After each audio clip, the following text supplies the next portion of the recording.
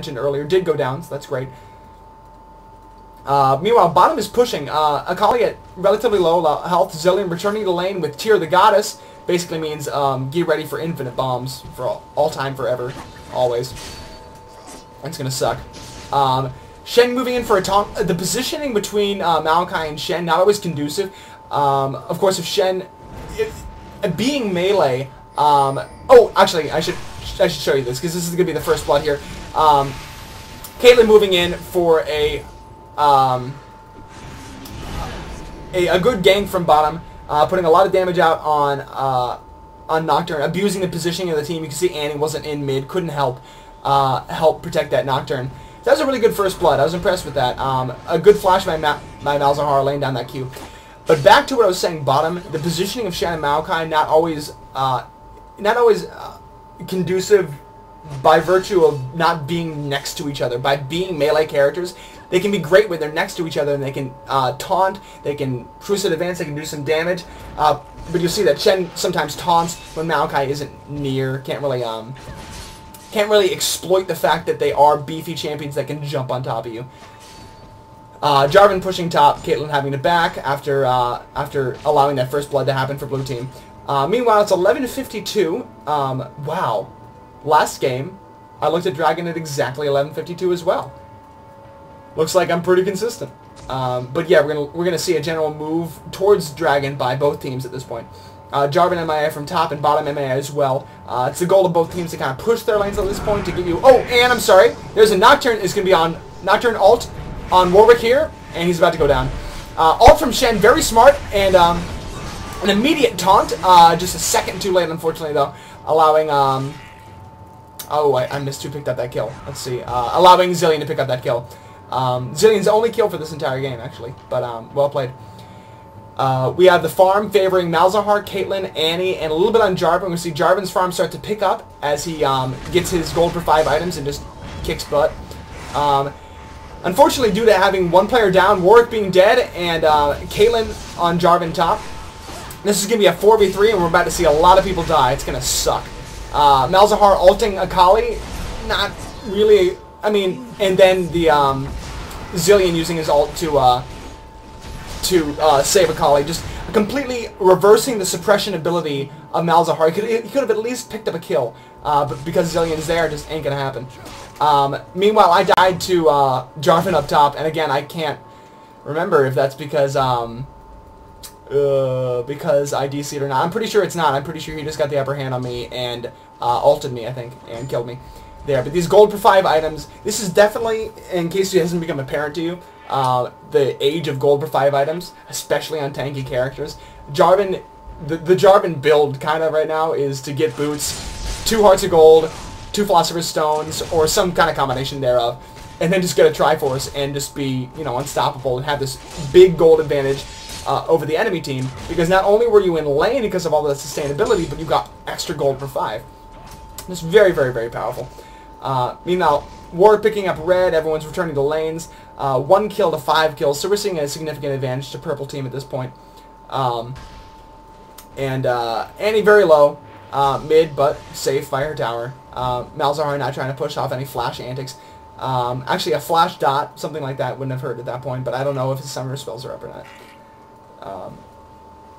Kali moving in for some damage on bottom. Nothing particularly of interest at this point. Kills evenly spread.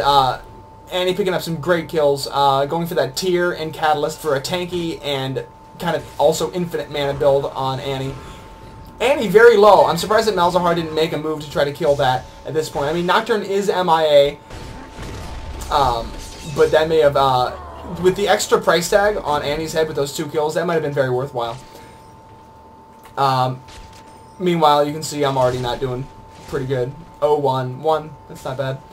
But, it's not just about kills and deaths here, it's about what we actually managed to do as a team. Nocturne ult will go off on Caitlyn. Speaking of what we managed to do as a team, watch as Shen mistakenly ults Warwick instead of me, because they're right next to each other, and, well, I died. And Shen will get away, which is pretty cool, but... Oh, Shen will not get away? I can't remember. Yeah, Shen will get away. But, yeah, that might have gone differently if Shen had ulted me. But I can understand. If you're Shen, just use the portraits. It's easier. Also see that, general level advantage is going to purple team as well. Red line, quad 7 being level 9, Maokai being level 8, Shen being level 8, Warwick 8. We can already see kind of what direction this is going in. Zillion just... every time we have a gank where we might get 1 kill, Zillion just says, scratch that, make it 0. Maokai doing his best to defend bottom. Annie moving towards mid. And Malzahar taking a somewhat temporary / permanent push on top. Caitlyn going mid against Annie. Zillion moving in towards bottom. Sorry, I know, I've seen this game so many times, I'm like, yeah, no, it's no biggie. Yeah, this is just a first blood there. You know, this is just a quad kill there. No biggie. Shen making a daring rush to... daring rush to ward that dragon. You kind of missed that. I pushed mid and got overextended, allowing Annie to pick up yet another kill. So that wasn't good. Ward coverage could have been a little better. If we had warded their jungle, that might have been avoidable, but also not pushing and getting that bad position would have been avoidable as well. We're going to see mid get pushed a little bit here. We're going to see Warwick die soon against mid. He's going to take a lot of harass from Nocturne and Annie, and then instead of making the decision to just back, to at least save your life, because if you're at a really low life defending a tower, you're basically giving them the opportunity for a 2-for-1, or a 2 for nothing. You know, check this out. They're going to get the tower. Well, they'll get the tower eventually. They won't get it right now, but they will get him.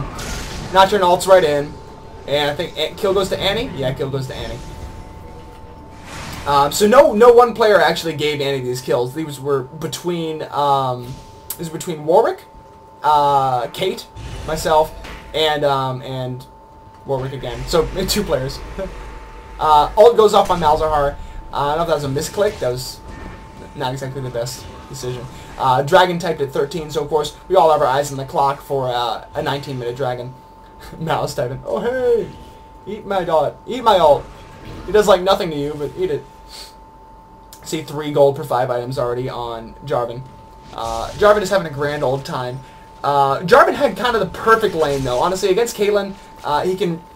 I mean, besides the early game where I was actually able to harass him, he's just had a heyday.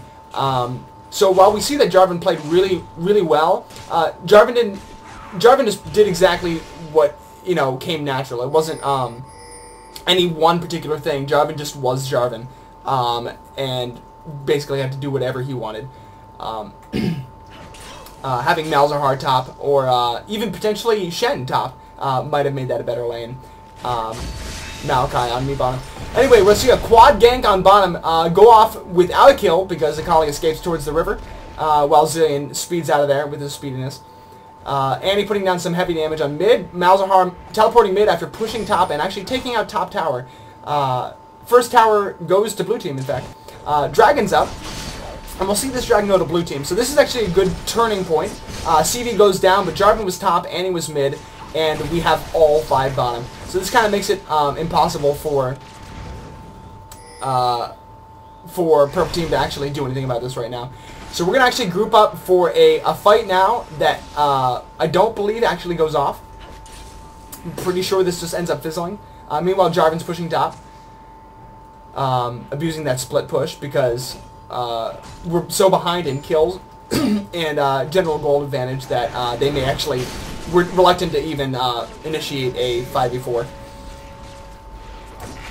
So Jarvan takes that top. We're going to push on mid here. You're going to see the best thing for blue go this game. Warwick ignoring... taking the tower out, yeah, it's smart, but ignoring the fight for far too long. Ulting earlier would have helped us retain a lot more health. Unfortunately, it was more than enough. Unfortunately for purple team, it was more than enough. So we pick up those kills. Get a tower, and for the first time, feeling pretty decent about ourselves. 3 deaths, but at least 3 assists for myself. I should stop worrying about myself. I don't care. I know how I play. Blech. This is for talking about everyone else. Jarvan with those 2 kills. Zillion with those 104. Nice price tag on Annie's head. We'll see the next dragon go down around 25. And that's basically, I think, pretty sure the end of the game. Really important things to know. Looking at items again, we see Malzahar building the health part of Crystal Scepter and the mana part of Archangel Staff, but none of that AP. In fact, the only AP he has right now is 25 and 10, so pretty low on that end. General damage, I don't even have a BF sword yet. Whereas we can see Annie over here on the other team already has Rod of Ages and Sorcerer's Shoes. Jarvan has that Phage moving towards Trinity Force. Zillion has a Blasting Rod. General does more damage on the purple team. And Akali and Nocturne doing great job. Well, they will do a great job, you haven't seen it yet, at jumping on the range carry. Which if you're playing Akali in a team game, because she is kind of a... actually doesn't see nearly as much play in team games. If you're going to play Akali, that has to kind of be your job, is to get on top of that DPS and just shut it out, because it can be really hard to focus you down with that smoke bomb. We see blue team moving up towards purple team's blue, and purple team also moving to that general area. We have a team fight here where Kate's going to be completely separated and basically get screwed. So I should have run the other way, but let's not focus on me. We have a lot of focus down here. Both Nocturne and Akali jump on me. But meanwhile, Annie gets revived. And that is just huge. She will escape, you'll see here, with a sliver of health. Laying down tons of damage. Jarvan just wading into our team and getting to do whatever he wants. Zillion flashing in for a kill on me, on Caitlyn. And I'm pretty sure, yeah, here we go. Jarvan moving in with the knock-up on Nals. And then laying down his Q for the kill right there we go. Shen unable to really do much against Jarvan. So again, we were actually able to suppress, I'm not actually sure if it was a suppression, but do a lot of damage to Annie after she did her initial burst. Kill her, but Zillion just brings her right back. Combination of both an impressively strong, or I should say a very strong character and impressively smart play by Dan. Or a Redline Quad 7, I should say. We'll say Dan, though, because I think it was his birthday recently. So, little shout out to Dan. Happy birthday. I don't know how old you are, because I actually haven't met you in person or anything like that. But, you're cool and you're a good player. Yay. We're going to be a big fat happy...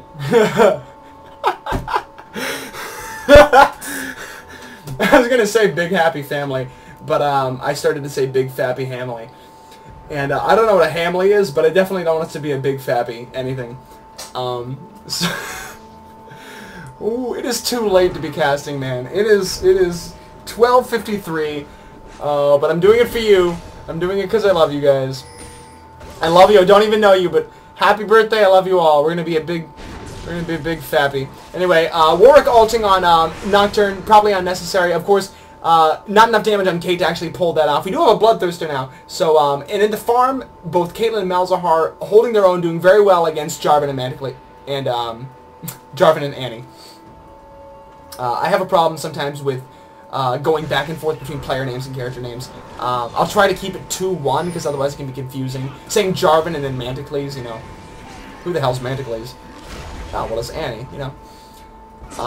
I'll try to keep it to character names, because I feel like normally during games we tend to use character names.